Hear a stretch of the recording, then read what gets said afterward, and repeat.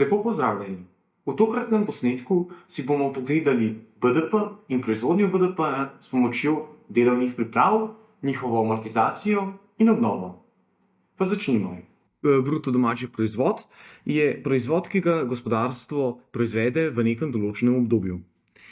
BDP porabimo oziroma investiramo, pri čemer so naložbe približno enake oziroma identične prihrankom. Bruto domači proizvod torej namenimo porabi, consumption, C, ali prihrankom, S, ki so enaki oziroma identični investicijam, I. Poraba naj bi zajemala 75% bruto domačega proizvoda, investicije pa 25% glede na podatke. Za proizvodnjo bruto domačega proizvoda pa potrebujemo delovne priprave. Te se pri proizvodnji obrabijo.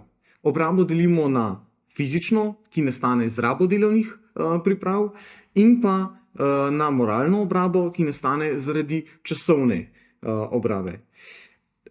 Obraba pa pomeni, da delovna priprava ne more več delati toliko, kot je lahko delala v začetku.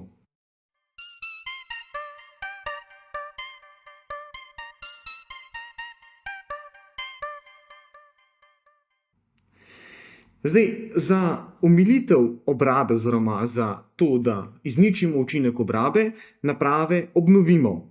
Pri obnovi gre za dejansko, se pravi, za nek dejanski strošek, ki pa ni enak amortizaciji. Pri amortizaciji gre za neko oceno oziroma načrt, koliko denarja bomo potrebovali za to, da delovno napravo obnovimo. Kot bomo videli pozneje, je lahko med njima precejšnja razlika. Najprej začnimo z amortizacijo. Amortizacija pomeni postopen odpis vrednosti osnovnih sredstev. Gre za računovodski pojem, ki naj vam za zdaj pove, da se del vrednosti proizvoda prenese v amortizacijski sklad, da lahko pozneje ob dotrajanosti kupimo nove delovne naprave. Amortizacijo v bistvu računamo na način stopnje amortizacije krat nabavna vrednost, pri čemer je stopnja amortizacije enaka 1 / amortizacijska doba. Pri amortizacijski dobi gre za približno oceno življenjske dobe delovne priprave. Se pravi, amortizacijska doba naj bi se načeloma čim bolj približala življenjski dobi priprave. Pri tem pa moramo paziti, da poznamo tudi pospešeno amortizacijo, kjer je življenjska doba daljša od amortizacijske dobe.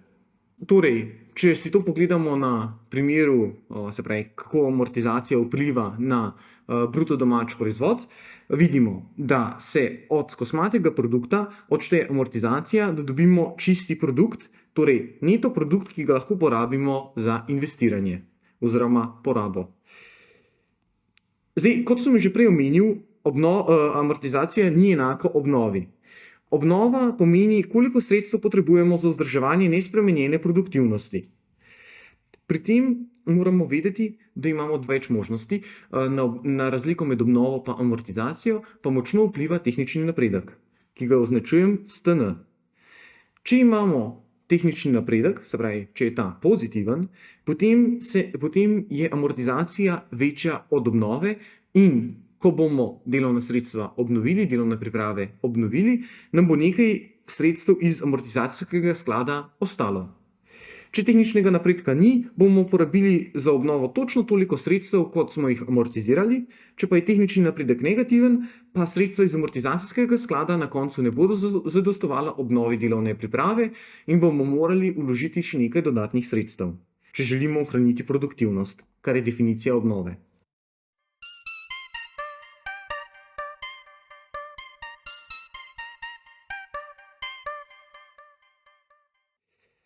Zdaj, mogoče še prikaz na grafu. Torej, gre za, se pravi, v zgornjem delu grafa imamo porabljivi produkt in pa obnovo, v spodnjem delu grafa pa čisti produkt in amortizacijo. Za več informacij o čistem produktu in porabljivem produktu gledajte tudi ostale naše videe. Za zdaj pa naj velja prikaz, da v primeru pozitivnega tehničnega napredka je obnova manjša od amortizacije, torej dolžina pri amortizaciji je daljša kakor dolžina pri obnovi. Če je tehnični napredek negativen, pa se zgodi ravno obratno. Torej, porabljivi proizvod, če od kosmatega odštejemo obnovo, ta del proizvoda, ta porabljivi proizvod lahko porabimo, ne da bi se delovne sposobnosti spremenile. Najlepša hvala, da ste si ogledali ta video. Sledite nam, všečkajte ga in se vidimo v naslednjem. Adijo!